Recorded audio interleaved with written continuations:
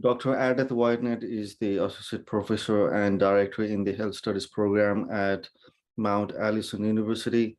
She's a queer feminist who writes and researches about mental health, violence, and social transformation.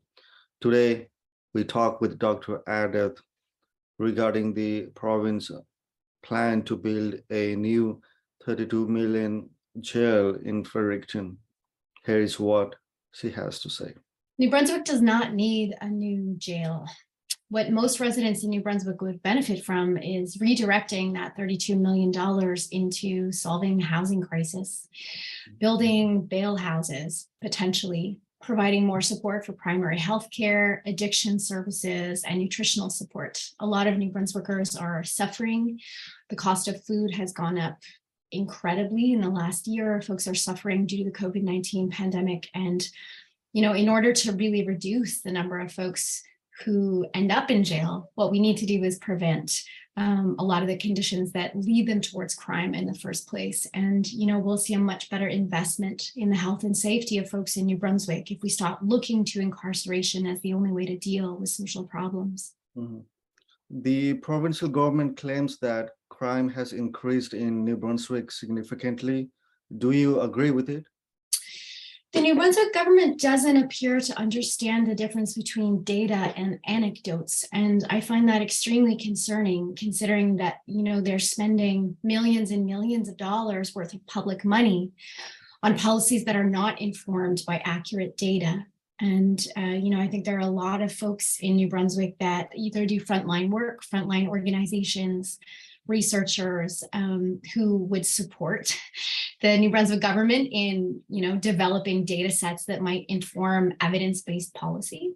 But a lot of what happens is when poverty increases, folks who live in middle class, upper middle class neighborhoods tend to see it more. And, there's a phenomenon we call NIMBYism, this, not in my backyard kind of sentiment where, people who are traditionally insulated from the impacts of poverty become very alarmed when they see it. But just because, a middle-class resident is alarmed at seeing folks who are unhoused camping on the streets doesn't necessarily mean that they're more at risk.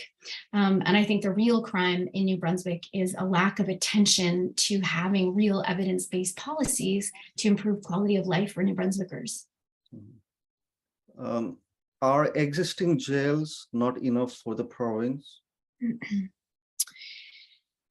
So, a lot of the justifications that are used when we talk about building a new jail, they'll talk about overcrowding, they'll talk about, wanting to improve conditions as if it's in the best interest of folks living in prisons. But really what we need to do is look at decarceration as an option. There are a lot of folks serving time for nonviolent offenses that could be living in community, that could be living, in community and out of the federal and provincial jails, and having alternate sentences in that way. And not only is that more cost effective, but it also frees up the construction firms who might be building a jail to then build affordable housing, because of course that is another difficulty to providing affordable housing right now in response to a housing crisis, is that there's only enough builders. You can't just wave a magic wand and make it happen. So a really easy way to make them available is to not sink $32 million into a jail that we don't need, that won't improve lives for many folks in the province. As you know, Department of Justice is withholding records on the proposed jail. What does it say about the government's intention? Yeah, there is a troubling trend of paternalism and a lack of transparency within the Higgs government. And I think, we've seen this with public health information related to, the neurological conditions that were happening in Southwest New Brunswick, a refusal to be transparent with information that impacts the public. And I would say a $32 million expenditure is something that the public should have the right to know about. The decision-making process, bid for proposals, that whole process should be transparent. And, I fear that this attitude that, the public is on a need to know basis, that's not democratic, and that's not in the best interest of, supporting democracy in the province of New Brunswick. So I would encourage policymakers and bureaucrats and those who are working in government to push back against the kind of paternalism that treats New Brunswickers as if they're not smart enough to make decisions for themselves. What's your view on crime situation in New Brunswick right now? You did give some solutions before, but do you have any specific ideas? I mean, one, there's a lot of data lacking in crime. Like, we need to know more about records of 911 calls. We need to know about where officers are dispatched and why. We need to have a lot more information before we support this idea that there's a crime wave, because I simply don't think that that pans out. I think that the right way to deal with suffering in our communities, if we have folks in our community who don't feel safe, there are evidence-based ways we can go about changing that. And that is supporting housing first policy. That means addressing the homelessness crisis first and foremost. That means improving access to safe supply and harm reduction services for folks who are using drugs, which means pursuing a decriminalized approach to illicit drugs in the region. Making sure that folks have the income they need or the support they need to get nutrition for themselves and their families, because a lot of the reasons we see folks engaging in black market employment or in street employment in non-traditional ways is because they need to supplement income. They need to have income for their families, and I think that that's something that we could address through a variety of social programs without building a jail, because it costs a lot more money to incarcerate someone than it does to actually prevent the reasons why they got there in the first place. Mm-hmm. The Higgs government is adamant, stating that crime has increased in Moncton and other parts of the region. Do you think their initiative is the right way, or should they change their plans to tackle this issue?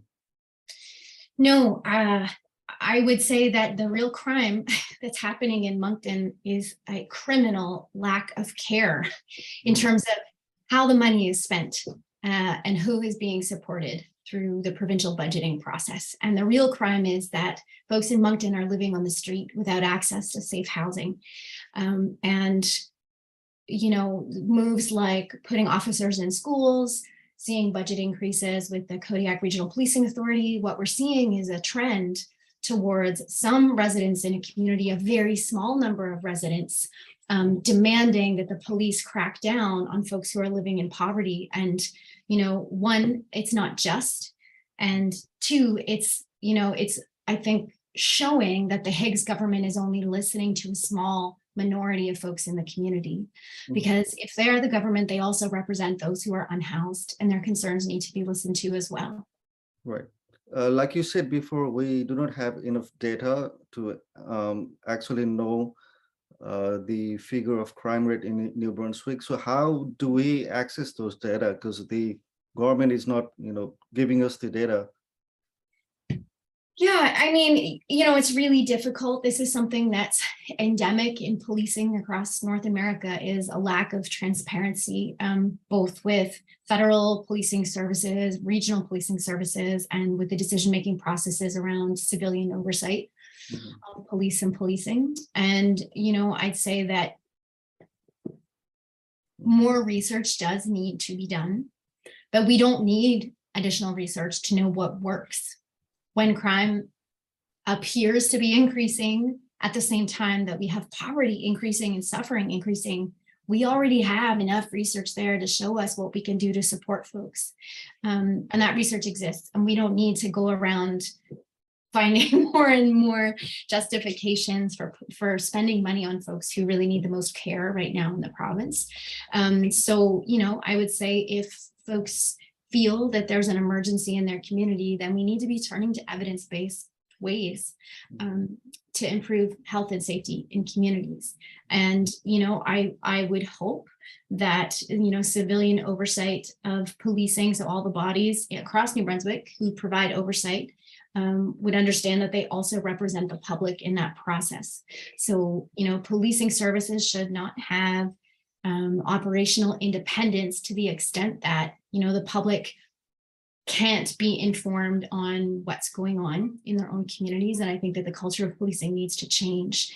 And it troubles me to see that level of paternalism and lack of transparency replicated within the Higgs government across other departments as well. Mhm.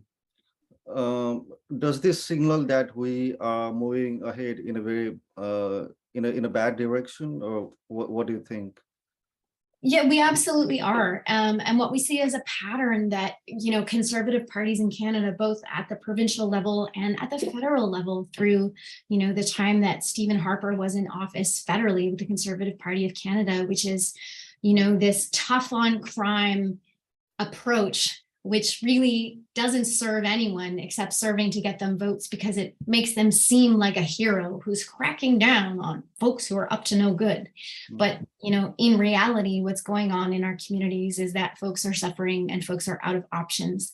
And by addressing that and by addressing suffering at the community level, we don't need, provincial government members to step up and try to be tough to fix the problem. What we need are for folks to work with communities, to be clear and transparent about what's going on, and to be willing to fund the programs and services that we know will work. And those are the real heroes that we need in the province right now. But I don't think we have $32 million to waste on things that aren't going to work. And it would be criminal to waste that money on a new prison. You did mention before that the government should be spending that money elsewhere. What are the key sectors you think the government should be investing 32 million? Housing first.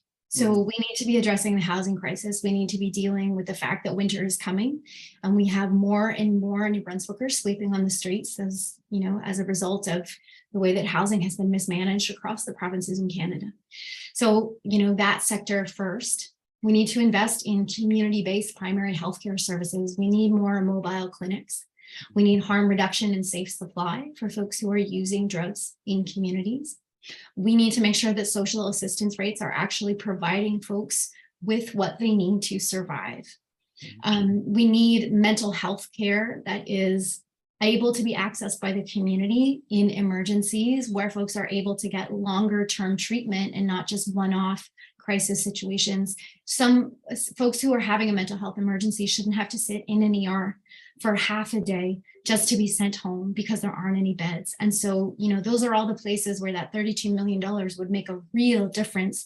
And we would see that if we invested in those areas, then the problems that's causing harm in communities will start to go down and they will start to decrease. Thank you so much. Thanks, Ryan. For the NB Media Co-op, this is Arun Budathoki.